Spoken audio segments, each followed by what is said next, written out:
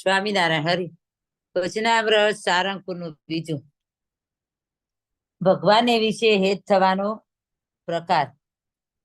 ભગવાન તથા ભક્તોને પરસ્પર હિત થવાનો ઉપાય.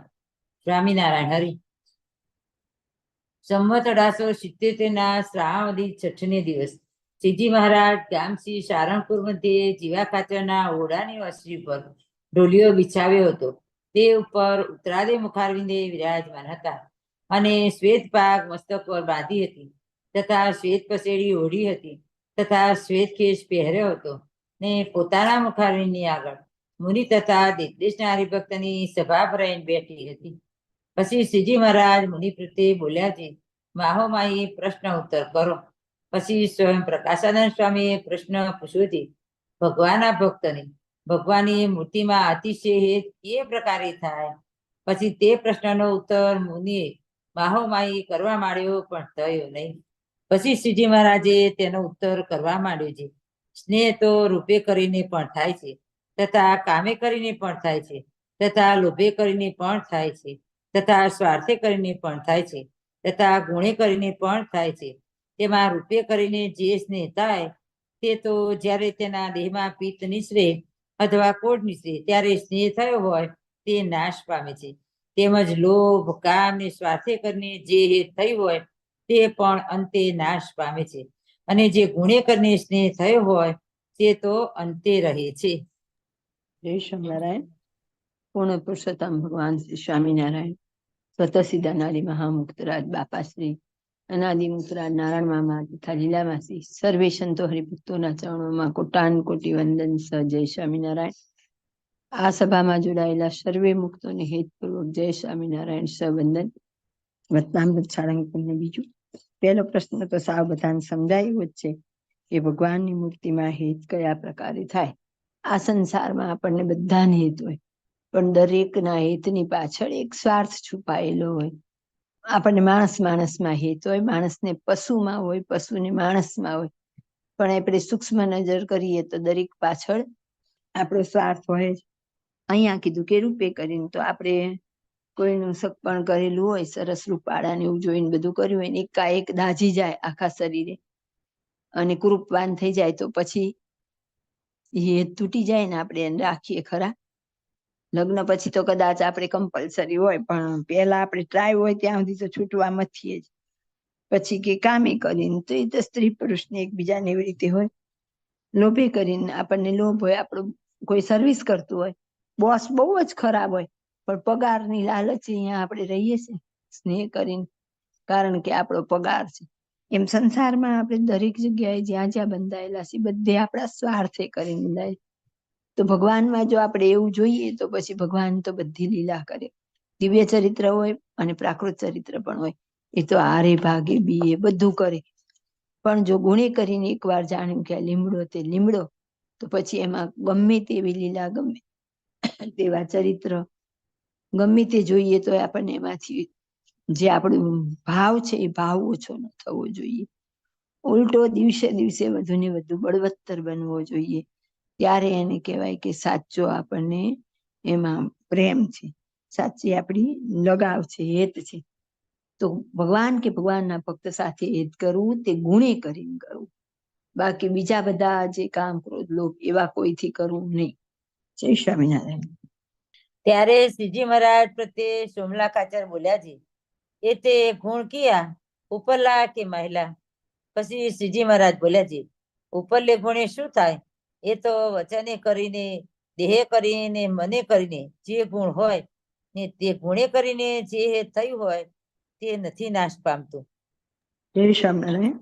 હવે ગુણ કયા? ઉપર ગુણની વાત કરી કે કયા ગુણ? તો કે દેહે કરીને, વચને કરીને, મને કરીને. આગળ વિસ્તૃત આપણને સમજાવશે કે વચન કેવી રીતે પાળવું, દેહે કરીને કેમ વર્તવું અને મને કરીને કેમ વર્તવું. તો કેવા 3 પ્રકારના ગુણ હોય. તો કે એવા 3 પ્રકારથી આપણે હેત કરેલું હોય તો એ ગુણ નાશ પામતું નથી. પહેલા એવું કીધું કે ઉપરના ગુણ કે માયલા ગુણ. તો કે ઉપરના ગુણથી તો કંઈ થતું નથી, કારણ કે નજીક રહેવાથી પછી ધીમે ધીમે અંદરનું કંઈ આપણે ઉપર આમ જે ધારીને બેઠા હોઈએ અને એનાથી કંઈક જુદું જોઈએ તો વળી પાછું મન શંકા કુશંકા કરે. એટલે ગુણ અંદર ના જોઈએ, અને ત્રણેય વચને કરીને, દેહે કરીને, મને કરીને એની વિસ્તૃત માહિતી હવે આપશે. જય સ્વામિનારાયણ. અને તમે પૂછો છો કે ભક્તને ભગવાન પર સ્નેહ થાય એમ જ કેવળ પૂછો છો કે ભગવાને ભક્ત પર સ્નેહ થાય એમ પણ પૂછો છો? જય ત્યારે સ્વામિનારાયણ. આ એક જ લીટીનો પ્રશ્ન હતો, પણ આપણે આની ધ્યાનમાં લેવાનું, નહીતર કેવું થાય આપણે આમ ઉપરથી જતું રહે. આગળ વાત હતી કે ભગવાન સાથે ભક્તને હેત કેવી રીતે થાય, લોભે કરીને, કામે કરીને, ક્રોધે કરીને, સ્નેહે કરીને, ગુણે કરીને, એવા જુદી જુદી પ્રકારમાંથી. અને અહીં હવે ઊંધો પ્રશ્ન છે. હવે મહારાજ કહે છે કે ભગવાનને પણ ભક્તને વિશે સ્નેહ થાય. ભક્તને તો ભગવાન વિશે થાય, માની લઈએ કદાચ, પણ જ્યાં સુધી ભગવાન ભક્તને પોતાના નથી સ્વીકારતા ત્યાં સુધી તો આગળ પ્રગતિ થતી નથી. તો અહીં પ્રશ્ન એવો છે કે ભગવાનને કેવી રીતે હિત થાય એની વાત છે. એટલે આ વચનામૃતમાં બે વાત આવશે. ભગવાન સાથે ભક્તને હિત થાય એની, અને ભગવાનને ભક્ત સાથે થાય એની, બે આવશે. જય સ્વામિનારાયણ. ત્યારે સ્વયં પ્રકાશાનંદ સ્વામી બોલ્યા છે, એ બેને પૂછીએ છે. પછી શ્રીજી મહારાજે તેની વિસ્તારે કરીને વાર્તા કરવા માંડી. જે વચને કરીને તો કોઈ જીવ પ્રાણી માત્રને દુખાવવા નહીં, અને પરમેશ્વર સાથે અથવા મોટા સંત સાથે પ્રશ્ન ઉત્તર કરતા હોઈએ, અને તેમાં પરસ્પર વાદ વિવાદ થતો હોય ને તેમાં પોતે જીતી એમ જણાય, તો પણ જે મોટાથી નાનો હોય તેને મોટાને સમીપે નમી દેવું, અને આપણા કરતા મોટા સંત હોય તે સભામાં પ્રશ્ન ઉત્તર કરીને ભોટા પડે એમ કરવું નહીં. મોટા સંત આગે ને પરમેશ્વર આગે તો જરૂર હારી જાવ, અને પરમેશ્વર તથા મોટા સંત તે પોતાને કોઈ વચન યોગ્ય કહે અથવા અયોગ્ય કહે ત્યારે તે વચનને તત્કાળ સ્નેહ સહિત માનવું. જય સ્વામિનારાયણ. હવે આપણને સ્વયં પ્રકાશાનંદ સ્વામી કીધું એટલે પછી મહારાજ વિસ્તારે વાત કરે છે. તો પહેલું વચન, એ ત્રણ હતું, વચન, દેહ ને મન. હવે કે વચને કરીને શું આપણું જીવન હોવું જોઈએ. ભગવાન સાથે ભક્તને હેત અને ભગવાનને ભક્ત સાથે હેત, બે કરવા માટે આપણું જીવન કેવું હોવું જોઈએ એની આપણને ગાઈડલાઈન આપેલી છે. કે આપણે તો ભગવાનમાં હેત થાય, પણ ભગવાનને પણ આપણી ઉપર થાય, તો એના માટે આપણું વર્તન વાણી કેવા હોવા જોઈએ. એમાં સૌથી પહેલું છે વચને કરીને. તો કે પહેલું શું કરવું, તો કે જીવ પ્રાણી માત્રને દુખવવા નહીં. તો આપણી અંદર દયાનો ગુણ હોવો જોઈએ. અહિંસા જે કીધા, 5 સાધન કીધા હતા સાળંગપુરના 11માં, શ્રદ્ધા, અહિંસા, આત્મનિષ્ઠા, વૈરાગ્ય અને બ્રહ્મચર્ય. એમાં અહિંસા એટલે કે મન, કર્મ, વચને કોઈને દુભવવા નહીં. બાપાશ્રી તો એવું કહેતા કે ઘોડો બળદ પણ ગાડે જોડતા નહીં, કે અમને એનો નિશાસા નાખે તો પાપ લાગે. એમાં આપણી અંદર દયા હોવી જોઈએ. પછી પરમેશ્વર સાથે અથવા મોટા સંત સાથે પ્રશ્ન ઉત્તર કરતા હોય. હાલ તો હવે આપણે મહારાજ છીએ નહીં, એટલે મહારાજ સાથે તો કરવાનો કોઈ પ્રશ્ન નથી, પણ કોઈ મોટા મુક્ત હોય અને એની સાથે આપણે વાત કરતા હોઈએ. મહારાજે તો આપણને એમ કીધું કે સત્સંગમાં બરોબરિયાપણું ન રાખવું. આપણાથી કોઈ સેજ આગળ હોય તો એની હારે આપણે વાદા કોઈ ન કરવો. ઘણી વાર યોગ્ય અયોગ્ય વચન હોય તો પણ નમી દેવું, પણ એને ભોંઠા પડે એવું કરવું નહીં. આગળ કીધું ને કે વાદ વિવાદ થતો હોય તો મોટાથી નાનો હોય તો નાના એ નમી દેવું. મોટા સંત આગે પરમેશ્વર હારે હારીને રાજી થવું. એટલે આપણે ખાલી એટલું ન પકડવું કે મોટા સંત હારે પરમેશ્વર હારે, આપણે દરેક જગ્યાએ પકડવું કે હારીને રાજી થવું. અને એના માટે શું કરવું પડે, તો કે સાચા હોય તો પણ તમે હારીને રાજી થાય એના માટે સહન શક્તિ કેળવવી પડે, ધીરજ કેળવવી પડે. જે આપણને કીધું છે કે નિર્દોષતા સાબિતીને અનાવશ્યક, એને આપણા જીવનનો મંત્ર બનાવી લેવો, જીવનની અંદર વણી લેવું પડે કે કોઈ પણ વાત ક્યારેય રજૂ કરી અને ચોખવટ કરવા જવાનું નહીં. નજર સામે હોય કે આ ખોટું, તો પણ એનો સહર્ષ સ્વીકાર કરવાનો અને આગળ વધવાનું. મહારાજ અને મુક્તો અંતર્યામી હોય જ છે, એમનાથી કઈ અજાણ્યું હોતું નથી. એટલે જો કહેવા જઈએ છીએ તો આપણે એને અંતર્યામી જાણ્યામાં ફેર પાડ્યો છે. એટલે આ જે આપણી જીવનની હોવી જોઈએ ને વાતો એ છે. આ ઉપરથી આપણે સત્સંગ કરશું, હજારો વર્ષ, લાખો વર્ષ, આખો દી મંત્ર જાપ કરીએ, આજે 11 બધે ધૂન ભજન ના આયોજન કરીશું ને ઢોલ નગારા લઈને જોર જોરથી એક તાલે ચડી જશું, ધૂન ગાશું, પણ એનાથી મામાએ કીધું ને એમ કે એવા ધ્યાનથી પણ કઈ નહીં થાય. આંતરિક રીતે ધ્યાનથી કોઈ પ્રાપ્તિ થતી નથી. આંતરિક ગુણ વિકસાવવા પડે, અને એના માટે મહારાજે આપણને 3 પ્રકાર કીધા, વચન, દેહ ને મન એમાં વચન કરીને શું કરવાનું? તો કે કોઈને દુભવવાના નહીં. હા, કોઈ જીવના હિત માટે જયારે ઉપદેશ આપવો પડે છે ત્યારે એક છૂટ આપેલી છે મહારાજે, બાકી કોઈ વખતે નથી આપેલી.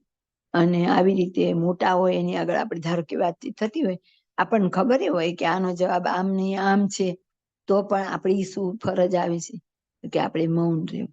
કોઈ નાની વ્યક્તિ એ કદાચ સભામાં વાત કરતી હોય ને એનાથી ભૂલ પડતી હોય તો ત્યારે મૌન રહેવું, કાંઈ શાંતિ સમજાવવું, પણ એમના વચન ઉપર વચન લાવવું નહીં.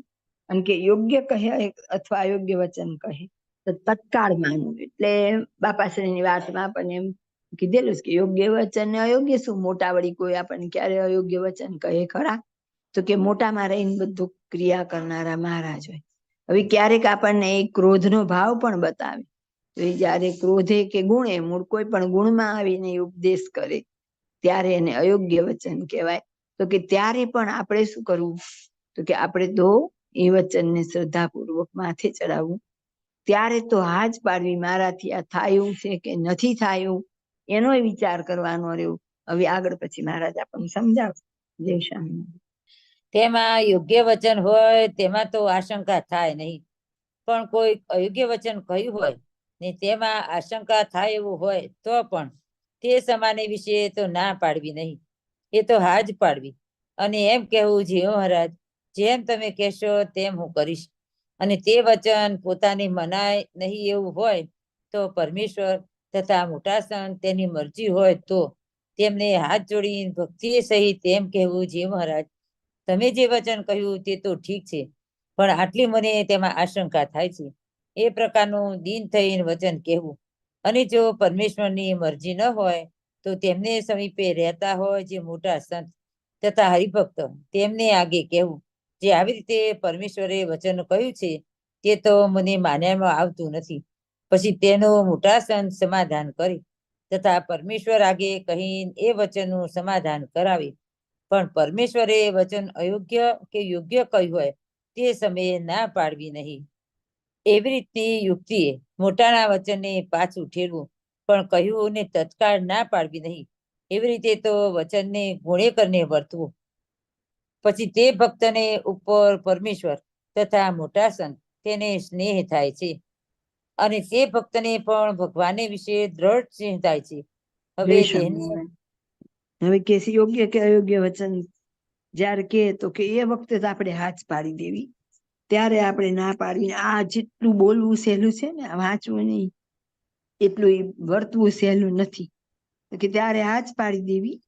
ત્યારે તો એમ કેવું જે તમે કહેશો એ કરશું. પછી આપણાથી થાય એવું ન હોય તો કે કોઈ મોટા સંત કે હરિભક્ત હોય ને એમને કેવું કે આવું કીધું પણ આ મારાથી આ વચન થાય એવું નથી. હવે આપણને આ લાગે નાની વાત, પણ આપણે આના થોડાક દ્રષ્ટાંત લઈએ. દાદા ખાચરના દરબારમાં એક માજી હતા, એમની પછી દાનત બગડીને દાદા ખાચરના દાગીનાનો ડબ્બો લઈને જતા રહ્યા. ત્યારે મહારાજ એમ કે છે તમે જાઓ ની ડોસીને મારો. દાદા ખાચર ના પાડે છે, જે તમારું ભજન કરતા હોય એને મારાથી કેમ મરાય? તો મહારાજે કીધું એ વચન એમણે માન્યું નહીં, પણ એમ ત્યારે એમણે આવી રીતે કેવું પડે દીન વચને કે એવું વચન અયોગ્ય વચન આપણે અહીંયા હતું યોગ્ય કે અયોગ્ય, પણ ત્યારે અયોગ્ય વચન થયું ને. પણ એને પહેલા તો એમણે હાથ પાડે, પછી ધીમે રહીને કે પણ હું ગયો, પણ એ તો તમારું ભજન કરતી હતી એને હું કેમ મારું? હવે અયોગ્ય અને યોગ્ય વચનના દ્રષ્ટાંત જોઈએ તો મને તો સૌથી વધારે જો કોઈ વિચાર ભાંગી લે એવું પાત્ર લાગતું હોય ને તો શેખ મિયા. આપણે આ અગાઉ વિસ્તારથી વાત કરેલી છે.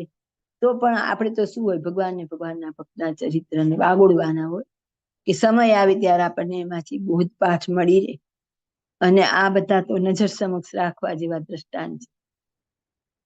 ગોંડલના શેખ મિયા હતા, ગોંડલ દરબારમાં સારી પોસ્ટ ઉપર હતા અને મહારાજના પણ બહુ જ સારા ભક્ત હતા. એટલે જયારે આવી ત્યારે મહારાજ એને આવા આદર આપે, પ્રેમથી બોલાવે.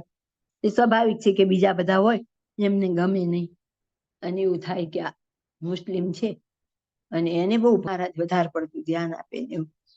તો મહારાજ કંઈક કહેતા નથી, પણ એની પરીક્ષા લે. એક વખત એમને એ મહારાજ પાસે શેખ મિયા આવે ને મહારાજ એમને એમ કે તમે મને લાફા મારો, ચલો એ જગ્યાએ આપણી જાતને મૂકીએ આપણે અને પછી વિચાર કરીએ કે આપણને એમ કે લાફા મારો તો આપણે શું કરીએ? શેખ મિયાએ ઘણી ના પાડી. પછી મહારાજ એને પરાણે મજબૂર કરે છે, તો મારું વચન નહીં માન. પછી ના છૂટકે શેખ મિયાએ મહારાજને મારવા માથે ખાલી હાથ ઉગામ્યો હતો. મહારાજે તો રાડબૂમ કરી, આ જગ્યાએ આપણે હોઈએ તો. અને પછી બધા જ હરિભક્તો ભેગા થઈ ગયા. બહુ સ્વાભાવિક છે કે કોઈ મહારાજને મારવા જાય ત્યારે એક તો બધા અંદાજ જ હોય ને, ઈ તક જ એવી હતી, સમય જ એવો હતો કે બધા એમને મારવા લે, બેફામ બોલે, જેમ ભાવે એમ બોલે, એનું અપમાન કરે. તો ઓલા ઘણું કરગરે છે, પણ એ મોઢામાંથી એમ નથી કહેતા કે મને તો ખુદ મહારાજે કીધું તો આ શીખવાનું. સહન શક્તિ આને કહેવાય, સહન શક્તિ. ગમે એટલું હોય તો પણ, સત્ય વાત હોય તો પણ નહીં, મૌન રહીને સહન કરતા શીખો. અને પછી બધા એમને ખૂબ તિરસ્કાર કરે છે, અતિશય રડે છે. એ ભગવાનને એવું નથી કહેતા તમે કીધું તું કર્યું તું, પણ એમ કે હું એવો કેવો કે મેં ભગવાન તમારા ઉપર હાથ ઉગામ્યો ને એવી પ્રાર્થના કરે, રડે. પછી મુક્તાનંદ સ્વામીને દયા આવે એટલે મુક્તાનંદ સ્વામી પરાણે સમજાવી અને જમવા લઈ જાય કે તમે સવારના આવેલા છો, તમે ખાધા પીધા વગરના છો. તો ઓલા કે મારા ગળે કોળિયો ન ઉતરે. તો એ સ્વામી એને અતિશય સમજાય. જો એ વખતે સ્વામીએ કેટલી સમજણ ને ધીરજતા રાખી. આવી જગ્યાએ આપણે હોય તો ઓલા ટોળા વાળામાં હોય કે સ્વામીની જગ્યાએ હોય, એ આપણે વિચાર કરવાનો. આખું ટોળું તો મારવા અને કાપવા તૈયાર થયું જ તું, પણ એક બાજુ સ્વામી જેવા સમજણા હતા ને, એના મનમાં એવું કંઈક તો હશે ને કે આવું કંઈ બને જ નહીં. જે છે એ પણ આ ભક્ત આવા હોય નહીં, એવો દ્રઢ વિશ્વાસ. જ્યાં સ્વામી એમને જમવા બેસાડે ને ત્યાં તો એ ટોળામાંથી હોય જ આપણા જેવા, એ આવીને એમને ઉઠાડી મૂકે કે આને જમવા નથી આપ્યું. પછી બિચારા રોતા કરતા ગોંડલ પાછા જાય, ભૂખ્યા તરસ્યા. ત્યાં જાય ને તો મહારાજ એમના રાજા ઉપર લખાવે કાગળ કે આણે અમારું અપમાન કરેલું છે ને એને અમારું નુકસાન કર્યું છે, તમારા રાજ્યમાં એને રાખશો નહીં, એને કાઢી મૂકજો. રાજા એને નોકરીમાંથી છૂટા કરી દે. એને રાજાનું આપેલું ઘર હોય એ મૂકવું પડે. એને ગામ મુકાવે રાજા, તો ગામ મૂકીને 2 દીકરા અને પત્ની 4 જણા. એક તો જાતીય મુસલમાન અને ધર્મ પાળતા હતા સ્વામિનારાયણ નું, એટલે આમે એની જ્ઞાતિ તો કેટલી વિરોધમાં હોય. એના સગા વાલા જ્ઞાતિ બધા વિરોધમાં હતા. અને તેમ છતાંય બિચારા રાજકોટ જાય સામાન ભરી. રાજકોટ જ્યાં ક્યાંક નોકરી લઈને સેટ થવા જાય ને, ત્યાં મહારાજને ખબર પડે કે અત્યારે આ જગ્યાએ છે ને નોકરી કરી, તો મહારાજ કોક ને કોક દ્વારા સંદેશો કેવડાવી અને નોકરીમાંથી કઢાઈ દે. તો સારી પોસ્ટ ઉપર હતા એટલે સુખી હતા, એની જગ્યાએ સાવ ગરીબ થઈ ગયા. એના પત્ની બીજાના ત્યાં મૂલે જવા માંડ્યા, કારણ કે બેયને કમાય તો જ કંઈક રોટલો મળે એવું હતું. એવું ઘણા વર્ષ ચાલ્યું. પછી એક વખત દાદા ખાચર રાજકોટ ગયા હોય ને, ત્યાં એમને શેખ મિયા મળી જાય. ત્યારે શેખ મિયા રડી રડીને એમને મહારાજના સમાચાર પૂછે. મહારાજ મજામાં છે ને એવું. પોતે પોતાની તકલીફ નથી ગાતા કે મહારાજે મને વાંક વગર કાઢી મૂક્યો, તો મેં મારવાનું નહોતું કીધું, મહારાજે જ મને કીધું તું, એવું પોતે એક શબ્દ બોલતા નથી. પણ બસ મહારાજ ક્ષેમ કુશળ છે કે એ જ પૂછ્યા કરે છે. અને દાદા ખાચર તો દયાવાન જ હતા. એટલે પછી દાદા ખાચર એમને લઈને આવે છે ગઢડા અને મહારાજ પાસે લાવે છે. ત્યારે મહારાજ પછી રાજી થઈને એમને ભેટે અને કે આ તો અમે પરીક્ષા કરી હતી, પણ ચલો મહારાજ ભેટ્યા, એમણે એવું કબૂલ કર્યું. પણ સમાજમાં જ્યાં જ્યાં બદનામી થઈ બધે થોડું કહેવા જવા. ત્યારે કઈ યુટ્યુબ એ નહોતી, બધે મેસેજ મૂકી દેવાતા હતા, વોટ્સઅપ એ નહોતું. તેણે એની આબરૂ ગુમાવી, ધન ગુમાવ્યું, સંપત્તિ ગુમાવી, ગામ ગુમાવ્યું. અને તેમ છતાં એક વાર બોલતા નથી કે આ કામ મેં કરેલું નથી. આપણે આ એક ચરિત્રમાંથી કેટલું શીખવાનું. જયારે આપણા ઉપર આવે ત્યારે આપણે આવું મૌન રહેતા અને સહન કરતા શીખવાનું. ત્યારે આજ ઇતિહાસના અમર પાત્ર બન્યા છે. તો એમ કીધું કે યોગ્ય કે અયોગ્ય વચન કહે તે તત્કાળ માનવું. હવે જોઈએ સરદારના બોધો કમાન્ડર. રામાનંદ સ્વામી વખતના શિષ્ય હતા. એક વખત રામાનંદ સ્વામી પધારેલા, ગામમાં કોઈને બહુ ઝાડા થઈ ગયા હોય, એટલે પછી બધા સ્વામીને મોટા ગુરુ જાણી અને ત્યારે શ્રદ્ધા ને એવું હતું, એટલે એ વખતે કેવડાયું કે આમને આવી તકલીફ છે. તો મોટા દયાળુ હોય એટલે એમણે દવા આપી. હવે એ વાતની આમને ખબર પડી ગઈ કે ઠીક આટલી દવાથી જ સાજા કર્યા. એટલે બીજી વાર પછી એવું ગામમાં થાય ત્યારે એ લોકો ગોતે છે કે કોની પાસે આ સાજા થયા હતા, તો કે આ રામાનંદ સ્વામી પાસે. એટલે એ તો તપાસ કરે, પણ રામાનંદ સ્વામી ત્યારે અંતર ધ્યાન થઈ ગયા હોય. એટલે પછી આ બોધો કમાનગર હોય ને કે એમાં શું કે આ તો મને ખબર છે. એટલે ઓલા પેલા હતા ને એને મીઠાનો વાટકો વગાડીને પીવાનું કીધું સ્વામી. તો આને એમ કે બધાને જ લાગુ પડે, એટલે આણે બીજાને એવું કીધું કે તમે મીઠાનો આખો વાટકો વગાડીને પીવડાવી દો એટલે ઝાડા મટી જશે. એ ઝાડા મટે કે થાય એને તો ઓલાને બહુ જ થઈ ગયા, એમાં એ વ્યક્તિ મરી ગઈ. એટલે પછી આને કમાનગર ને એમ થયું કે મારી હારે દગો કર્યો. એટલે પછી એને રામાનંદ સ્વામી પ્રત્યે અભાવ આવી ગયો હોય. પછી તો આ સત્સંગમાં આવતા નથી હોતા. રામાનંદ સ્વામી તો અંતર ધ્યાન થઈ ગયા હોય. પછી મહારાજ આવતા હોય છે અહીંયા સરદાર. એટલે મહારાજ આવે, પણ એ ક્યારે આવે નહીં. પછી એક વખત મહારાજ પૂછે છે કે બોધો કમાનગર કેમ નથી દેખાતા? તે પછી બધા કહે છે કે તો હવે આવતા જ નથી. તો કેમ નથી આવતા? તા માહિતી જાણી કે આવું થયું તું, એટલે એમને એમ થઈ ગયું મારી યારે રામાનંદ સ્વામીએ દગો કર્યો એમ. તો કે એને બોલાવો. પછી બધા બોલાવે ને મહારાજ પાસે આવે. ત્યાર પછી એને વાતો સાંભળે એટલે પાછું આમ અંદર તો ગુણ હતો, પાછો એને પસ્તાવો બહુ જ થાય કે મેં આ શું કર્યું એમ. અને પછી મહારાજ પાસે માફી માંગે તો મહારાજ કે મારી નહીં, કે રામાનંદ સ્વામીની માંગવી પડે, તમે એમનો ગુનો કર્યો. પછી માફી માંગે ને કે પ્રાયશ્ચિત આપો. તો મહારાજ એને કહેશે પ્રાયશ્ચિત. હવે એવડો એનો ગુનો નહોતો, તેમ છતાં એને પ્રાયશ્ચિત આપે છે. હવે એ પ્રાયશ્ચિત સાંભળીને આપણે વિચારવાનું કે આપણે ક્યાં ઊભા છીએ. મહારાજે બોધો કમાનગરને એમ કીધું કે તમે તમામ વસ્ત્ર ઉતારીને નિર્વસ્ત્ર થઈ જાઓ અને આખા ગામમાં તમે આંટો મારીને આવો અહીંયા પાછા. હવે વિચાર કરીએ આપણે કે આ વાત કેમ મનાય. અને બોધો કમાનગર જાય છે પાછા એવી રીતે આખા ગામમાં ફરે છે. પણ બોધાને જગત દેખાતું હતું, પણ જગત વાળાને બોધા ભાઈ દેખાતા નહોતા. એ તો આપણી જગ્યાએ હોય તો આપણને ખબર હોય કે મને લોક નહીં જોવે, એ આખી વાત જુદી છે. પણ તત્કાળ વચન મનાવવું ને એ વાત જુદી છે. અને ત્યાર પછી બોધા કમાનગર સત્સંગમાં પાછા આવે છે. એવી રીતે આપણે બુદ્ધિના ડોસા વાણિયા તો એને મહારાજે કેવડાવ્યું કે તમે તમારું બધું ધન કુવામાં નાખી અને કાશીએ જાઓ. હવે આપણે હોય તો કે તમે કુવામાં નહીં, પણ તમારી પાસે મંગાયેલો દાનમાં કોઈ સારી જગ્યાએ વાપરીએ, કોઈ સારી જગ્યાએ ભેટ આપીએ, કોઈ ગરીબને આપીએ. પણ કુવામાં શું નાખવું હોય? આપણને દલીલ થાય કે ને આપણે તો ગરીબને ન દે, મહારાજને ન દે, એવું કરીએ જ નહીં. પણ માનો કે માનીએ તો થોડોક તો આપણને એવો વિચાર આવે ને કે અહીંયા નાખ્યા કરતા પણ હું લાવો ને કોઈ ગરીબને આપી દઉં, લાવો હું ક્યાંય સત્સંગ અર્થે આપી દઉં. પણ કુવામાં શું ને, એક તો પહેલી દલીલ કરીએ. પછી આપણે શું કરીએ? એમણે તો કીધું તમે કુવામાં બધું નાખી અને કાશીએ જાઓ. અને એ પાછું કેવું તો કે કોપીને પહેરીને તુમડી લઈ. તો એમણે તો ઈ જમાનામાં કાશી ચાલીને જવાનું હતું. કેટલું દૂર છે! અત્યારે આપણને કાશી દૂર પડે છે, તો ત્યારે તો કેટલી તકલીફ હોય. તો એક પ્રશ્ન પૂછવા વાય રહેતા નથી. પણ મહારાજ અમારો શું વાંક છે? 2 દિવસ પછી કરશું, અત્યારે કરશું, કઈ નહીં.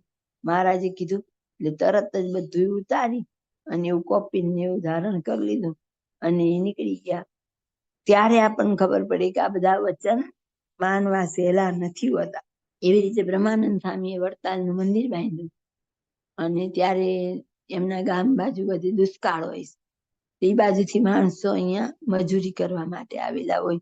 અને આપણું મંદિર તૈયાર થઈ જાય ત્યારે પ્રતિષ્ઠા વખતે મહારાજ પધારે એટલે ઓલા દ્વેષી લોકો હોય કોઈ અંદર એમણે એવી ફરિયાદ કરી કે બ્રહ્માનંદ સ્વામી તો મંદિરમાં બંધાઈ ગયા છે, એમના વતનના માણસોને લાવીને સેટ કરી દીધા. એટલે આમ મનુષ્ય સ્વભાવ પ્રમાણે આપણે કેમ કોઈની પર પાછળ પડી જઈએ તો બોલવામાં વિવેક રહેતો નથી. એવી રીતે બધા એવું બ્રહ્માનંદ સ્વામી વિશે કીધું.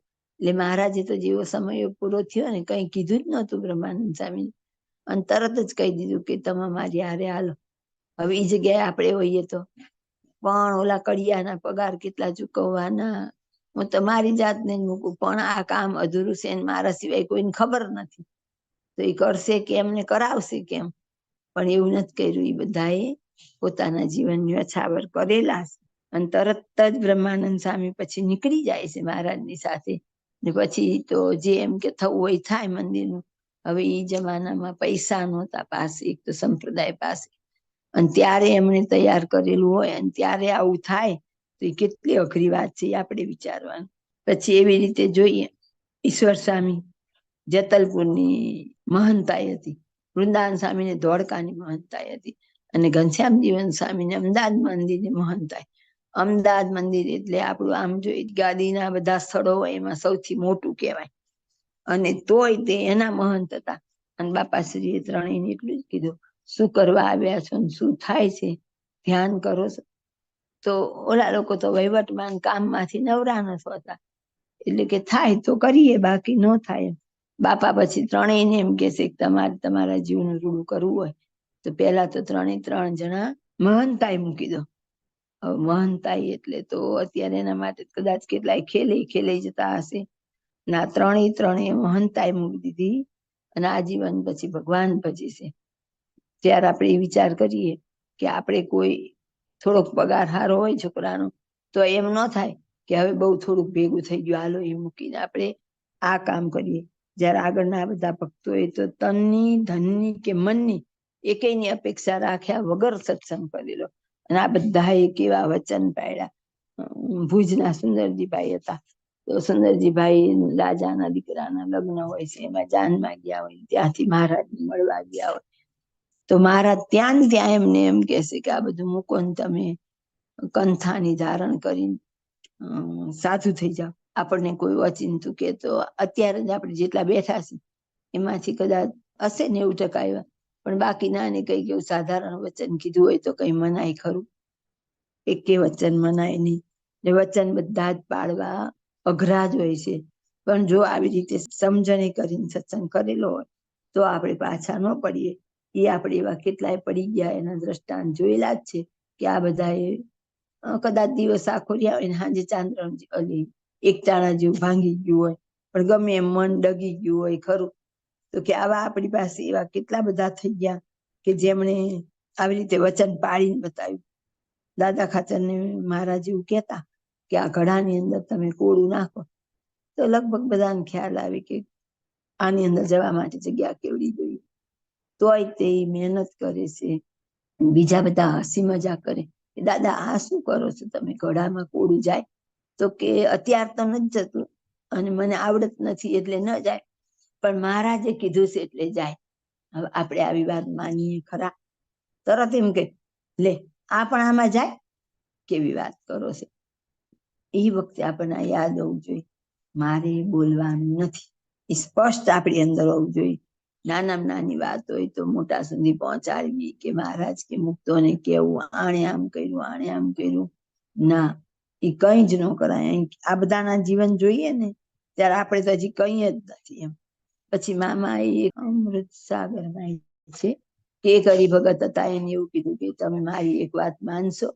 તો કે હા બોલો ને. કે મોટાએ જો આપણને કઈ પણ કેવું હોય ને તો ડરે છે કે આ નહીં માને તો પાછું જીવ કેટલો પાછો પડી જશે, એટલે વિચારીને કે બધાને કે.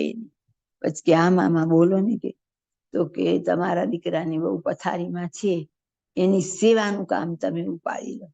હવે વિચાર કરીએ કે રિટાયરમેન્ટની ઉંમર હોય અને ઉજળા કપડે ભગવાન ભજી લેવાની ઉંમર હોય, અને ત્યારે એને આવું કહેવામાં આવે અને વચન આપણાથી મનાય ખરું? એ જગ્યાએ દરેક જગ્યાએ આપણી જાતને મૂકવાની કે આવું તો મારાથી થાય કે ન થાય. મોટાના વચન એમ નિભાવવા હેલા હોતા નથી. હવે જેમ બધા નજર કરશો એમ બધાને દેખાશે કે આવા તો એવા કેટલાય દ્રષ્ટાંત હોય કે મહારાજના વચને લોકોએ ઘણું બધું મૂકેલું હોય, ઘર છોડીને નીકળેલા હોય, કે જે કીધા હોય એ કામ કર્યા હોય. રાજાભાઈને મહારાજ એવું કીધું તમારા મારું વચન મનાશે? તો કે હા. તો કે અહીંયા આવે તો ગુજરાત દર્શનનો એવો લાભ મળે, એવો લાભ લેવો છે, એ શું કરવું છે? અને ત્યારે પછી રાજાભાઈ એમ કે મહારાજ જેમ તમારી મરજી એમ. આવી જગ્યાએ આપણે હોઈએ, આપણે સાધુ થવા કે ચલો મહારાજ કે મુક્તની નજીક રહેવા આવ્યા હોય, અને એની જગ્યાએ રાજાભાઈને 13 વર્ષ સુધી પર્વતભાઈનું સાંટી અંકાવે, અને તો એમને ક્યારેય સમય આમાં દર્શને નહીં આવવાનું, અને ક્યારેય મન ન થાય કે હું હવે જઉં, મને દર્શન થાય. આ જગ્યાએ આપણી જાતને હજી આટલી સમજણ પછી આપણે તો આવું ન હોય, હાવ પ્રતિબંધ હોય કે બીજાનું ખેતર ખેરવું, પણ કોઈ સંજોગોમાં કદાચ આપણાથી ન હોવાય જવાય તો આટલી સમજણ પછી આપણું મન સ્થિર રહે ખરું કે ઉદ્વેગને પામી જાય. અને આ જેટલા દ્રષ્ટાંત જોયા એ બધા દ્રષ્ટાંતમાં સૂક્ષ્મ વિચાર કરીએ કે કેમ સહન કરી શકીએ આપણે. એ વચન હોય ના, પણ એને જીવનમાં ઉતારવું બહુ અઘરું. એવી રીતે થઈ ગયા અહીં ભુજના લાધીબાઈ, વિધવા હતા, મહારાજ વખત પહેલાના રામાનંદ સ્વામી વખતના હતા. અને પછી મહારાજ સત્સંગમાં આવે તો એ મહારાજના દર્શન નથી થાવતા, કારણ કે એમણે રામાનંદ સ્વામીને ગુરુ માનેલા હોય. અને મહારાજને તો રામાનંદ સ્વામીના શિષ્યો હોય બધા, એને પોતાના ગુરુભાઈ જાણીને બધાને મળવું હોય, દર્શન કરવા હોય, એમનો આ આદર મહારાજ રાખતા. એમ કરતા કરતા નથી મેળ આવતો. અને પછી મહારાજ તો એમને ઘણી વાર કેવડાવીને સમજાવે, પણ પછી એક વાર આવે અને ધીમે ધીમે એમને મહારાજમાં દ્રઢ પ્રતીતિ આવી જાય. જો કે એમને સમાધિને એવું બધું કરાવેલું, પણ પ્રતીતિ આવ્યા પછી એ વિધવા હતા, બ્રાહ્મણ હતા. અને મહારાજ એને એમ કે, બાર લોકો તો બોલતા જ બધા એમના વિશે મન ફાવે, મહારાજ કસોટી લે. મહારાજ એમ કે, લાજીબાઈ તમે અમારા કેટલા વચન માની શકો? તો કે મહારાજ લે તમારું વચન તો માની. આપણે અત્યારે એમ જ બોલીએ કે હું તો બધા વચન માની શકું, પણ હાંજ પડતા સુધીમાં તો 4-5 સામે આવીને ઉભા કે આપણે કેટલા મનાય. અને પછી કે તમે એક કામ કરો કે તમારા ઘરેથી બેડું ભરીને અને માથે લઈને આવો ભરી બજાર વચ્ચેથી, અને અહીંયા પહોંચો તો વિચાર કરીએ. એ જમાનામાં બેડું ભરીને પાણીનું આવવું એટલે કે તમે વિધવા હોય અને કોઈની સાથે ફરીથી જોડાણ કરો તો એ આવી રીતે કરવાનું હોય. એ બેડું લઈને જાય ને એનો મતલબ એવો કે એને એના ઘરની શરણાગતિ સ્વીકારી લીધી છે.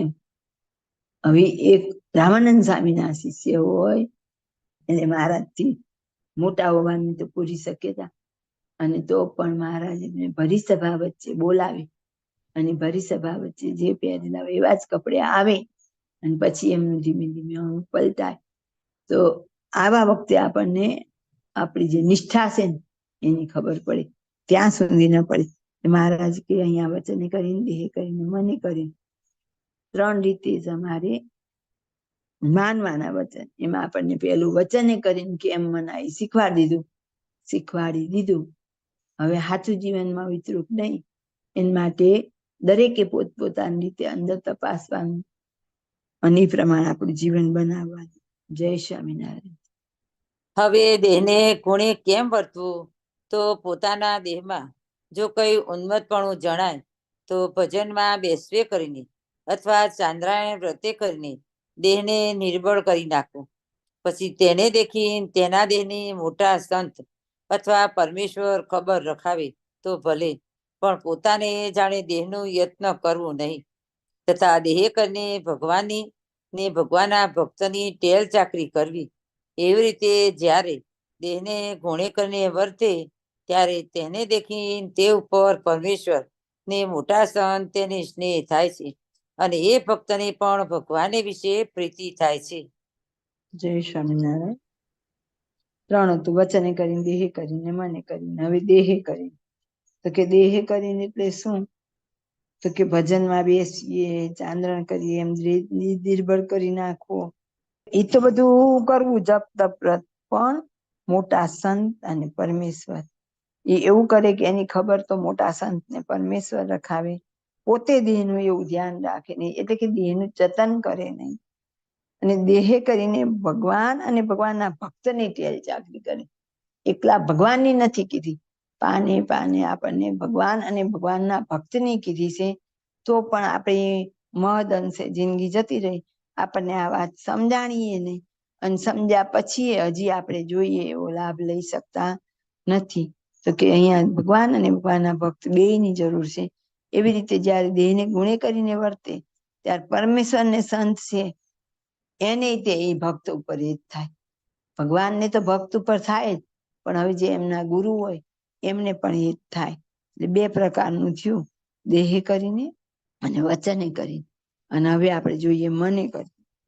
હવે મનને ગુણે જેમ વર્તું તેની રીત કહીએ છીએ. પરમેશ્વરના જ્યારે દર્શન કરવા ત્યારે મને સહિત દ્રષ્ટિને એકાગ્ર રાખીને કરવા. અને પરમેશ્વરના દર્શન કરતો હોય ને ત્યાં કોઈ મનુષ્ય આવ્યું અથવા શ્વાન આવ્યું કે બીજું કોઈ પશુ પક્ષી આવ્યું ત્યારે પરમેશ્વરના દર્શનમાંથી વૃત્તિ તોડીને આડી અવળી ઊંચી નીચી દ્રષ્ટિ કરીને તેના પણ ભેળા દર્શન કરતો જાય. પછી એ બી ફાટેલ દ્રષ્ટિવાળાને પરમેશ્વર કે મોટા સંત દેખીને રાજી થતા નથી. અને એ દર્શન કરે છે તે કેવા કરે છે? તો જેમ અન્ય મનુષ્યો કરે છે તેમ તે પણ કરે છે. અને એવી લૌકિક દ્રષ્ટિવાળો તો જેમ કિલકોડી બોલે છે તે ભેળે પૂછડું ઊંચું કરે છે. તેવો જાણો સારું જે પરમેશ્વર ભેળે બીજા દર્શન કરે છે. અને એવા લૌકિક દર્શન જ્યારે કરવા માંડે ત્યારે જેવો પ્રથમ સારો હોય તેવો રહે નહીં અને તે દિવસે દિવસે ઉતરતો જાય. મહારાજ આપણને કેટલી નાની નાની વાત શીખવાડી. હવે દર્શન કરવાનું શીખવાડ્યું. અને આપણે આપણી અંદર ઉતરીને આપણી જે કુટેવ હોય ને એને જોઈએ તો આપણને આવી ટેવ હોય જ. જરૂરી ન હોય જેની યાર આપણને કોઈ નિસ્બત ન હોય તો એ વસ્તુ જોઈ જાય અને એના પછી મનમાં વિચાર ચાલે. જે કોઈ આપણે બજારમાં નીકળતા હોઈએ એને પોતાના અંદર ઉતરીને જોવાનું. એવું ઘણાને એમાં રસ નથી પણ હોતો તો બીજી વસ્તુમાં હોય જાતે ચેકિંગ કરવાનું. તો આમ વાહનની પાછળ હું તો મારી જ વાત કરું કે હું બેઠી હોય તો રસ્તામાં જેટલા બોર્ડ જાય ને બોર્ડ વંચાતા જાય. હવે એની યાર આપણને કોઈ લેવા દેવા ન હોય. ઘણી વાર તો એમાં મને બહુ પોરવાયેલું ન હોય તોય આપણે એવામાં વળી વળીને જોયા કરીએ તો આપણને એવો વિચાર ન આવતો કે આપણે એકાગ્રચિત્ત થવાની જરૂર છે. આપણે મંદિરમાં દર્શન કરતા હોય આપણને એવું લાગે કે ખાસ તમારી વાત છે પણ આપણને એ વખતે કોઈ એવા આવી જાય ચિંતા કોઈ મોટા આવી જાય કઈક નવીન તો તરત જ આપણે ચમકી જાય એની બાજુ જોવા માંડીએ. તો એ મહારાજ એમ કે છે કે દર્શન કરવા તો એક વૃત્તિએ દર્શન કરવા. જય સ્વામિનારાયણ. તે માટે પરમેશ્વરના દર્શન કરતા કરતા આડી અવળી દ્રષ્ટિ કરવી નહીં. પરમેશ્વરના દર્શન તો પ્રથમ પહેલે નવીન થયા હોય ને તે સમયને વિશે જેવું અંતરમાં અલૌકિકપણું હોય તેવું મનમાં અલૌકિકપણું રહેતું જાય. ને એક દ્રષ્ટિએ કરીને મૂર્તિને જોતે જાઓ ને દ્રષ્ટિ પલટીને અંતરમાં તેવી તે મૂર્તિને ઉતારવી. જેમ ધર્મપુરમાં કુશળ કુંવરબાઈ હતા તે અમારા દર્શન કરતા જતા હતા અને દ્રષ્ટિ પલટાવીને મૂર્તિને અંતરમાં ઉતારતા. તેમ દર્શન તો મને યુક્ત દ્રષ્ટિને એકાગ્ર રાખી કરવા પણ જેમ બીજા દર્શન કરે છે તેમ ન કરવા. મહારાજ કે આપણે સ્થિર રહીને દર્શન કરતા શીખવું. આડા આવડા જોઈને દર્શન કરવાની. કુશળ કુંવરબાઈ દ્રષ્ટાંત આપે છે. કુશળ કુંવરબાઈ એટલા દિવસમાં તો મૂર્તિ સિદ્ધ કરી લીધી તરત દેહ પડી ગયો. મોટા રાજાના રાણી હતા એ તો અને તો પણ એમણે આ કરી શક્યા. અને આપણે તો હજી ક્યાંનું જાય એવું છે કે આપણી વૃત્તિ ઉધર હોવી જોઈએ નહીં. ભગવાનને પામવા હોય તો અત્યારે આપણી થોડીક નિષ્ઠા કોઈ પછી એમાંથી આગળ નિષ્ઠા ને વધતું જાય તો કે આપણી દ્રષ્ટિ સ્થિર રહેવી જોઈએ. પછી બાજુમાં થઈને કોઈ પસાર થઈ ગયું હોય તોય આપણને ખબર ન હોય. નહીતર પછી કોઈ આવે એના ચેન કેવો છે ને બંગડી કેવી છે ને માથામાં બક્કલ કેવું છે ને સાડી કેવી છે એવો જ બધું આ દ્રષ્ટિ જોયા કરે અને અંદર કચરો ભેગો કર્યા કરે. અને પછી આ તો આપણે તો થોડાક દોડડા પણ વાળા એટલે કોઈ પૂછે કે ન પૂછે અંદર પાસે એમ થાય પ્રસંગ પ્રમાણે સાડી બરાબર નહોતી એ પ્રમાણે આમ બરાબર નહોતું કાં તો બહુ સરસ હતી ક્યાંથી લાવ્યા ને કેટલા ને લાવ્યા. એ મહારાજ કે છે કે એક જ કરો. કુશળ કુંવરબાઈએ જેવી મૂર્તિ સિદ્ધ કરી લીધી. ને કુશળ કુંવરબાઈ તો રાજાના રાણી હતા પણ એમના પતિ વહેલા ધામમાં જતા રહેતા. દીકરો નાનો હતો રાજ્ય પોતે ચલાવતા. દીકરો મોટો થયો એના લગ્ન કર્યા. એના ઘરે નાનો દીકરો હતો અને ત્યાં એ દીકરો જતો રહ્યો. એટલે પહેલી વાર નિવૃત્તિ લેવા જતા હતા ત્યાં આ દીકરો જતો રહ્યો પોતાનો. એટલે પાછું એમને રાજ્ય સંભાળવું પડતું. એટલે જયારે એમને મહારાજ મળે છે ને ત્યાં સુધી તો કુશળ કુંવરબાઈ હજી રાજ્ય વહીવટ ચલાવતા હોય છે. અને એટલો બધો રાજ્ય વહીવટ ચલાવવા છતાં એવા કેવા દર્શન કર્યા કે સીધી મૂર્તિ અંદર ઉતરી ગઈ ને 15 દિવસમાં તો દેહ મૂકી દીધો. આપણે જે સામાજિક પ્રવૃત્તિ વાળા છીએ તો બીજાની તો શું કામ કહું મારું જ કહું કે અહીંથી ગયા હોય ક્યાં બેન દર્શન કરતા હોય તો મનમાં યાદ આવી જાય શેનું શાક કરવાનું, સાચું કરવાનું, કાલ ક્યાં જવાનું, આજ કોને ફોન કરવાનો, કોને ગુડ વિશિસ આપવાના. તો કે અહીં આપણને એમ કહેશે કે એમની જેવી એવી કેવી એમની ચિત્તની વૃત્તિ એક થઈ ગઈ હશે કે આખી મૂર્તિ અંતરમાં ઉતરી ગઈ. 15 જ દિવસ બાપાએ તો એમ કીધું 6 મહિનામાં મૂર્તિ સિદ્ધ કરે તો થાય, પણ એની એ શરત આપીને આમને કઈ જ નહીં 15 દિવસમાં, અને એમણે દેહ છોડી દીધો 15 દિવસમાં. તો કે એકાગ્ર ચિત્તે એનું પછી દર્શન કર્યા પછી ચિંતન મનન એની નિધ્યાસ કરવો. તો કે એવી રીતે દર્શન કરવા એટલે મને સહિત કહેવાય. પહેલું હતું વચને સહિત, પછી હતું દેહે કરીને ભગવાન અને ભગવાનના ભક્તની ટેલ ચાકરી કરવી, અને મને સહિત દર્શન કરવા. આ 3 વસ્તુ હતી. એટલે આપણે આના ઉપર વિચાર કરીને ચિંતન મનન કરીએ આપણે બધા કે આપણી જ્યાં જ્યાં ભૂલ રહી જતી હોય તો આગળ વધવાનો આપણે પ્રયત્ન કરીએ. અને જો પરમેશ્વરના દર્શન ભેળે બીજા દર્શન મનુષ્યના કે કૂતરા બિલાડાના કરે છે તો તેને જ્યારે સ્વપ્ન થાય ત્યારે પરમેશ્વર પણ દેખાય અને તે અન્ય પદાર્થ પણ ભેળે દેખાય. તે માટે પરમેશ્વરના દર્શન તો એક દ્રષ્ટિએ કરવા, પણ ચપળ દ્રષ્ટિએ ન કરવા. અને પરમેશ્વરના દર્શન દ્રષ્ટિને નિયમમાં રાખીને કરે છે તેને એ દર્શન નવીનના નવીન રહે છે. અને પરમેશ્વરે જે વચન કહ્યા હોય તે પણ એને નવીનના નવીન રહે છે. અને લૌકિક બાહ્ય દ્રષ્ટિએ કરીને દર્શન કર્યા હોય તેને પરમેશ્વરના દર્શન તથા વચન એ સર્વે જૂના થઈ જાય છે. તે રોજ દર્શન કર્યા કરે પણ એવાને તો જેમ ન થયા હોય તેવા ને તેવા રહે છે. તે જ્યારે ભજનમાં બેસે ત્યારે તેનું મન સ્થિર રહે નહીં, બહુ ધારાયુક્ત થાય. અને પરમેશ્વરને ધારે ત્યારે તે ભેળે બીજા દર્શન જે કર્યા છે તે પણ વગર ધાર્યા આવી નહિયામાં સ્ફુરે છે. જય તે માટે સ્વામિનારાયણ. હવે દર્શન કરવાની રીતે આપણને શીખવાડવી પડે છે, અને હજી આટલા વર્ષ થયા પણ હું આવી રીતે દર્શન કરતા આપણે શીખ્યા નથી, એટલે આપણને કુશળ કુંવરબાઈ જેવી મૂર્તિ સિદ્ધ થતી નથી. તો એ મહારાજ આપણને કેટલું શીખવાડે છે કે બીજું કઈ જોવું નહીં અને સ્ફુરવું નહીં. મન આપણું એટલે આમ જોઈએ તો આમાં મન બુદ્ધિ ચિત્ત અહંકાર ઇન્દ્રિયો બધું સહિત દર્શન કરીએ ચિત્તમાં એ વૃત્તિ સ્થિર થાય, પણ આપણે એવું થતું નથી. મન તો ક્યાંય હોય, આરતી ચાલુ કરી હોય તો વચ્ચે જો ભૂલ પડે તો ખબર ન હોય ક્યાં આવીને હિચકા હતા. એટલે આ આપણે જે ધારીએ છીએ કે ભગવાન પાસે બેસીએ છીએ ત્યારે આપણને મૂર્તિ નથી દેખાતી ને જગતના પદાર્થ દેખાય છે. એનું કારણ આ કેવી રીતે આપણે કોઈ ટેવ પાડેલી નથી. આમાં આગળ એવું કીધું કે પરમેશ્વરના દર્શન થાય ને ભેળા બીજા પણ થાય. પરમેશ્વરના કોક ભાગ્યશાળી થતા હોય, ભલે આપણને તો થતા નથી. જગત આખું જો જરીક વાર આમ હરખું દેખાઈ ગયું હોય તો એ તરત સપનામાં આવીને બે તો એ નથી થતું. એનું કારણ કે દર્શન બરાબર થતા નથી. એટલે જય સ્વામિનારાયણ. તે માટે દર્શન તો એ પરમેશ્વરના જ કરવા. ને એમ જે દર્શન કરે છે તેનું મન ભજન સ્મરણ કરતી એક પરમેશ્વરમાં જ રહે છે, પણ તેની બહુ ધારા નથી રહેતી, એક રહે છે. અને જે ચપળ દ્રષ્ટિએ દર્શન કરે છે તેને હું જાણું છું. અને જેના દ્રષ્ટિ ને મન નિયમમાં હોય એવા જે મોટા સંત તે પણ જાણે જે આ તો લૌકિક દર્શન કરે છે. પછી તે લૌકિક દર્શનો કરનારો આ સમાગમમાંથી દિવસે દિવસે ઉતરતો જાય છે. અને જેમ કોઈ કામી પુરુષ હોય તેની રૂપવંતી સ્ત્રીમાં એક મનેકને દ્રષ્ટિ પરોવાણી હોય તે સમયે વચમાં કોઈ પશુ પક્ષી આવે જાય કે બોલે પણ તેની તેને ખબર રહે નહીં. એવી રીતે એકાગ્ર દ્રષ્ટિએ કરીને પણ લૌકિક દર્શન ન કરવા. ને આપણે દર્શન કેમ કરવા એ શીખવાડે છે કે આપણી વૃત્તિ એમાં એક સ્થિર રહેવી જોઈએ, એવી રીતે કરવા જોઈએ. તો આપણે આપણી અંદર જોતા રહેવું પડે કે આપણને બીજા બધા હજી વચ્ચે નજરે આવે છે કે નહીં.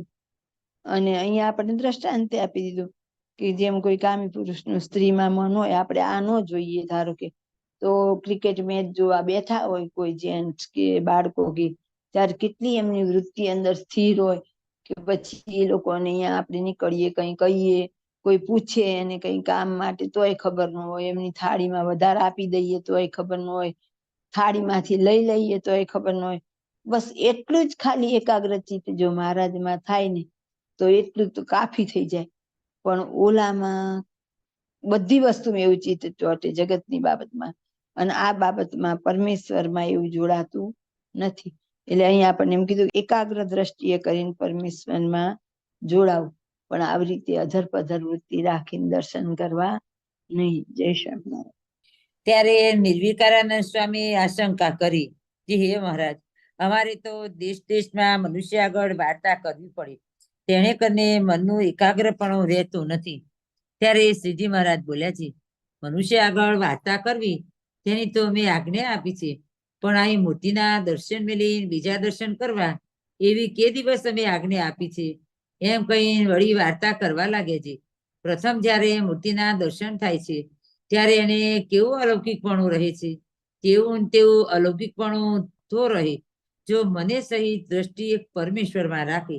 એવી રીતે મનને ગુણે કરીને વર્તે ત્યારે તે ભક્તને ઉપર નિત્ય પ્રત્યે ભગવાનની નવીન ને નવીન હેત રહે છે, અને તે ભક્તને પણ ભગવાન વિશે નિત્ય પ્રત્યે નવીન ને નવીન હેત રહે છે. જો ભગવાન અને ભગવાનના ભક્તો બંનેને અરસપરસ નવીન ને નવીન હેત કેવી રીતે રહે? તો કે હવે જ્યાં દર્શન કર્યા ત્યારે આપણને એમાં એટલું અલૌકિક પણ લાગવું જોઈએ કે રોજ દર્શન કરીએ તો રોજ રોજ એમાં નવું નવું હેત થવું જોઈએ.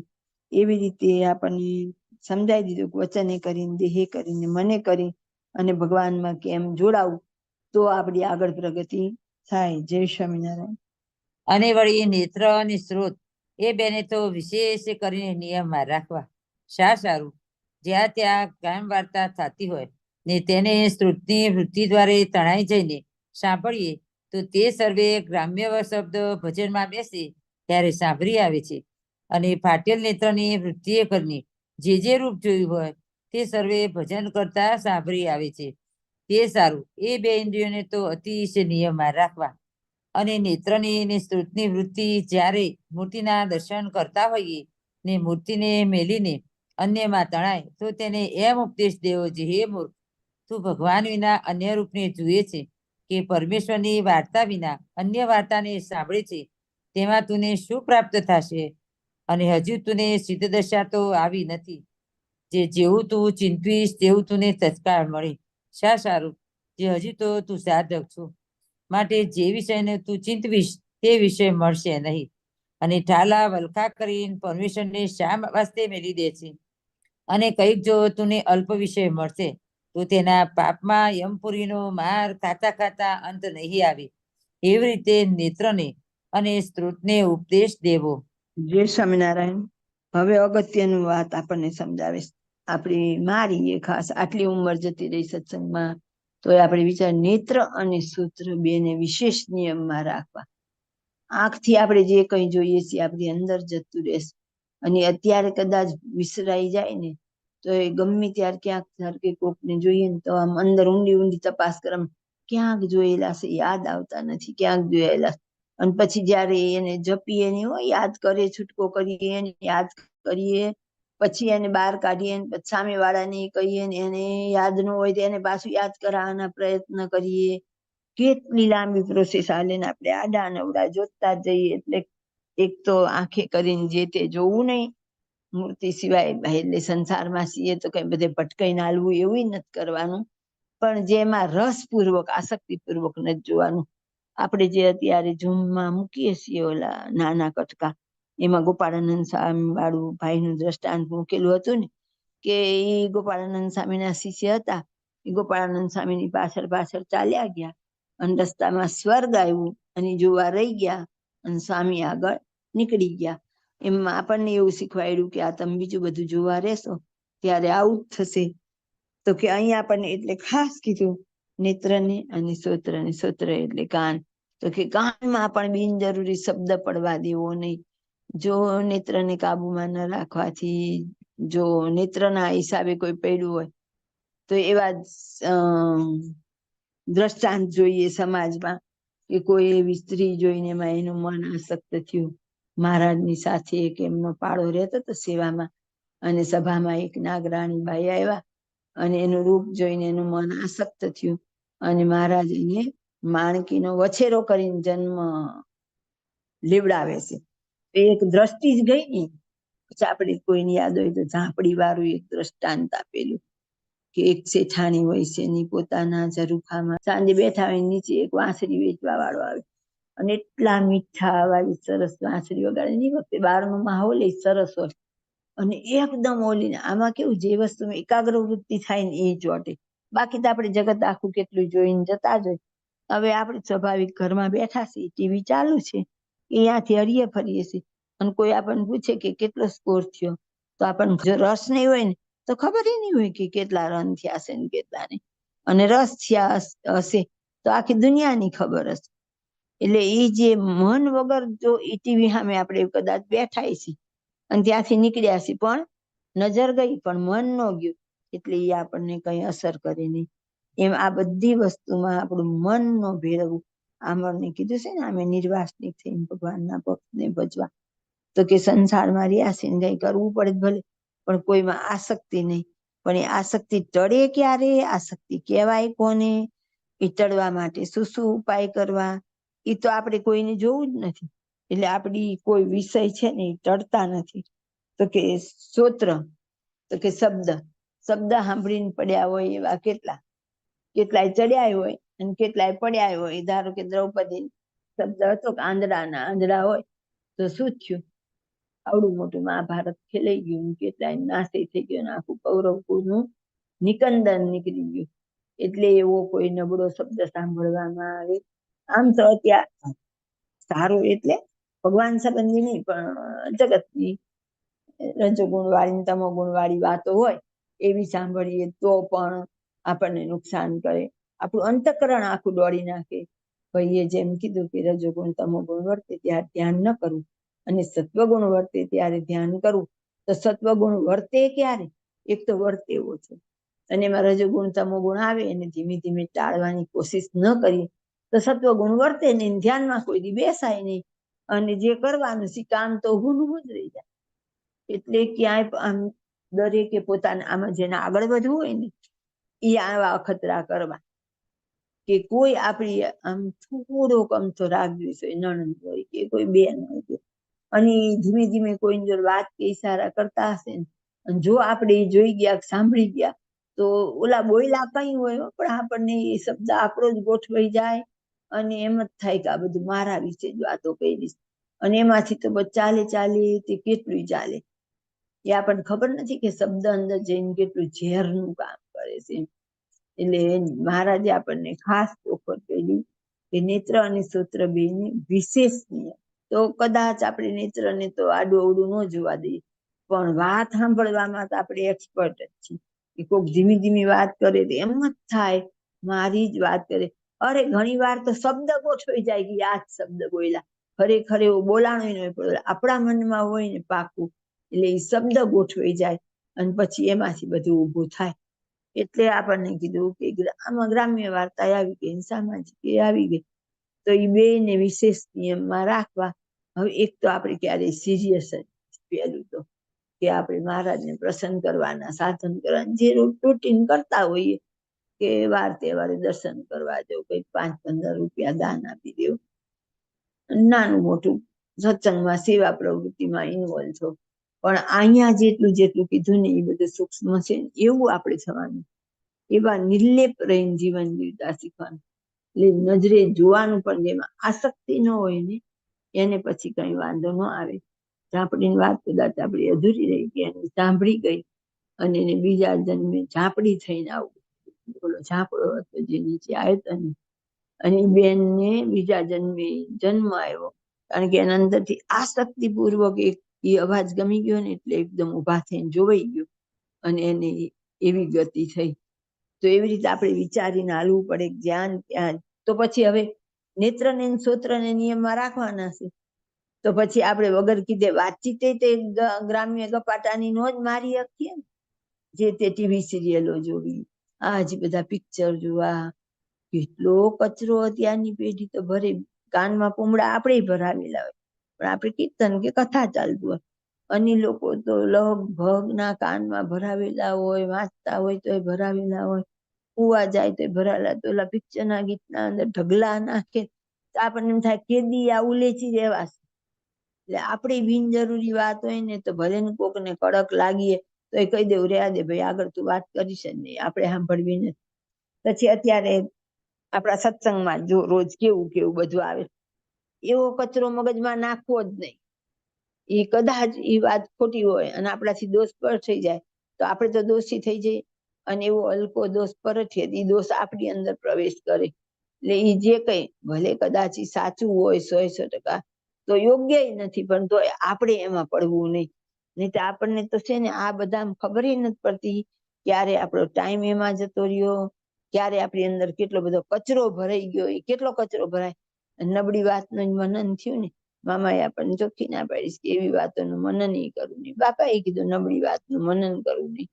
તો આપણે તો કોઈ દી વિચારતા જ નથી અંદર ના, કારણ કે જો એક તો છે ને અનલિમિટેડ છે, એને કોઈ લિમિટ જ નથી કે આટલા કિલો જમાય કે આટલા કિલો જમાય, અને એનો કોઈ ચાર્જ નથી, મફતનું છે. એટલે આપણે એ લોભ રાખીએ છીએ કે અંદર નખાય એટલું નાખી જ રાખો. આ વોટ્સઅપમાં એવા મેસેજ ફરે તો કેટલાય મેસેજ ફરી જાય ને, વળી ફોનમાં ચર્ચા થાય તો એના એ જ વાત થાય. આપણે જાણતા હોઈએ કે આ સાધુની સ્થિતિ સારી છે તો એવા ઉપર ઇલ્ઝામ નાખનારા પડ્યા હોય. અત્યારે મોદી ઉપર ઇલ્ઝામ નાખનારા પડ્યા હોય તો કે આપણે શું કરવું? ગ્રામ્ય વાર્તાથી બહુ બચવું. ગ્રામ્ય વાર્તાનો એટલો બધો ભરાવ હોય ને, અને એ નુકસાન કરે ને એવું કઈ જ ન કરે. આખું અંતકરણ દોડી નાખે. અને કોઈ સાચા ભગવાનના ભક્ત વિશે આપણાથી કામી, ક્રોધી, લોભી એવો કોઈ પણ દોષ પર થઈ જાય તો પછી આપણા જીવનનો સત્યાનાશ કરી નાખે. ત્યાં સુધી આપણું અંતકરણ દોડી નાખે, અને અંતકરણ શુદ્ધ નથી ત્યાં સુધી ભજનનું કે શેનું સુખ આવવાનું નથી. અંતકરણ શુદ્ધ કર્યા વગર કોઈ કાળે છૂટકો નથી. અંતકરણ શુદ્ધ કરવા માટે આ બધું ફોલો કરવું પડે. નેત્ર અને શ્રોત્ર ને બધું કાબુમાં રાખવું પડે. એના માટે એટલે કે સંયમિત જીવન જીવવું પડે. ત્યારે આ થાય, ત્યાં સુધી તો થાય એવું છે નહીં. જય સ્વામિનારાયણ. અને વળી એમ કહેવું, જે જ્યારે તું ભગવાનની મૂર્તિમાં એકાગ્ર થઈશ તો તેમાંથી તું સિદ્ધ દશાને પામીશ. પછી તું જે પ્રમાણમાં વાર્તા થાય છે તેને સહેજે સાંભળીશ, અને બ્રહ્મા, વિષ્ણુ અને શિવના જેવા રૂપને ઈચ્છીશ તો તેવા રૂપને પામીશ, અને લક્ષ્મી કે રાધિકા જેવો ભક્તો થવાની ઈચ્છીશ તો તેવો થઈશ, અને ભગવાનનું ભજન કરતા કરતા સિદ્ધ દશાને દેહ છતે નહીં પમાય તો દેહ પડ્યા પછી મુક્ત થઈશ, ત્યારે સિદ્ધ દશા મળશે. પણ સિદ્ધ દશા આવ્યા વિના રૂપને જોઈ મરી જઈશ તો પણ તે રૂપ મળશે નહીં. અને ગ્રામ્ય શબ્દને પણ સાંભળી મરી જઈશ તો તેણે કને બુદ્ધિ તો અતિશય ભ્રષ્ટ થઈ જશે, પણ તેમાંથી કઈ પ્રાપ્તિ નહીં થાય. એવી રીતે નેત્રને અને સ્ત્રોતને ઉપદેશ દઈને એક ભગવાનની મૂર્તિમાં જ રાખવા, અને એવી રીતે જે વર્તે તેને ભગવાનની મૂર્તિમાં દિવસે દિવસે અધિક સ્નેહ થાય છે. અને તે ભક્ત પર પરમેશ્વરને ને મોટા સાધુને સ્નેહ હોય તેથી પણ દિવસે દિવસે વધતો જાય છે. ઇતિ વચનામૃત સારંગપુરનું બીજું. જે મહારાજ આપણને કહે છે કે એવી રીતે આપણે સંયમ પૂર્વકનું જીવન, પહેલી વાત ઈ થઈ નેત્ર સૂત્ર બધાને સંયમમાં રાખી અને જીવન જીવીએ, અને એવી રીતે ભક્તિ કરીએ. અહીં કીધું ને ભગવાનની મૂર્તિમાં જ એને જોડવા, અને ભગવાનની મૂર્તિમાં દિવસે દિવસે આપણને સ્નેહ થશે તો પછી ભગવાનને પણ આપણી ઉપર સ્નેહ થશે. પણ એ બધું થાય ક્યારે? આખી જિંદગી ખાલી માળા ફેરવીએ, પારણ કરવી એનાથી નહીં થાય. અહીં કીધું એમ નેત્ર સૂત્ર બધું આપણું કાબુમાં રાખવું પડે.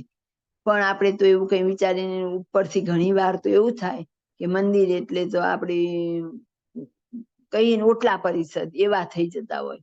અહીંથી નીકળીએ તો રસ્તામાં કદાચ સંગાત કરતા જતા હોય તેની હારે વાતો કરતા કરતા રિટર્નમાં એવી રીતે આવીએ.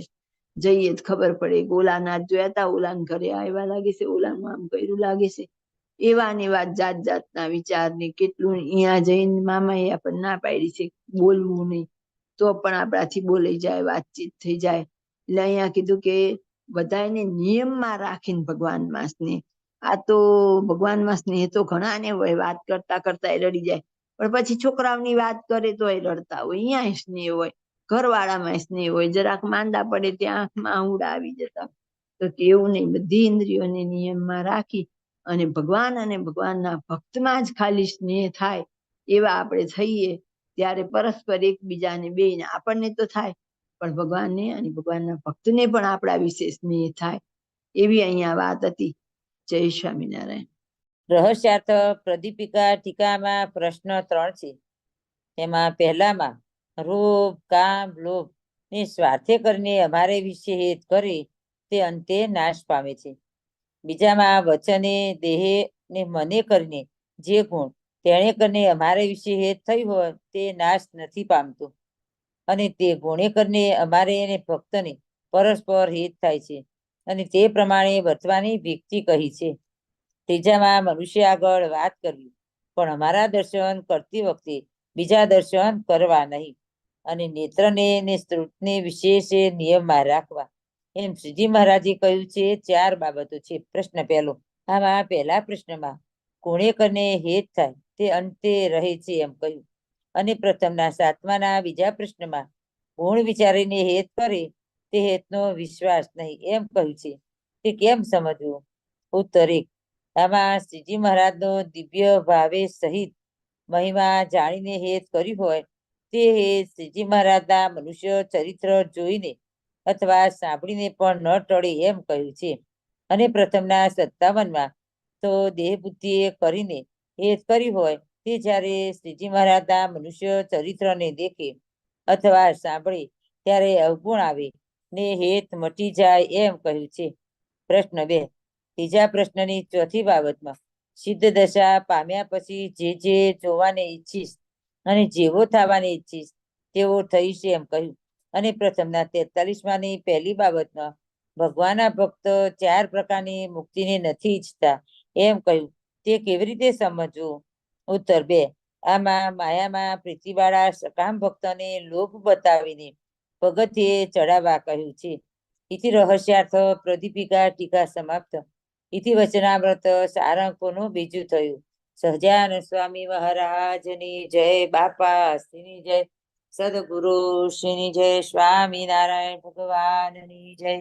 ઘનશ્યામ મહારાજની જય.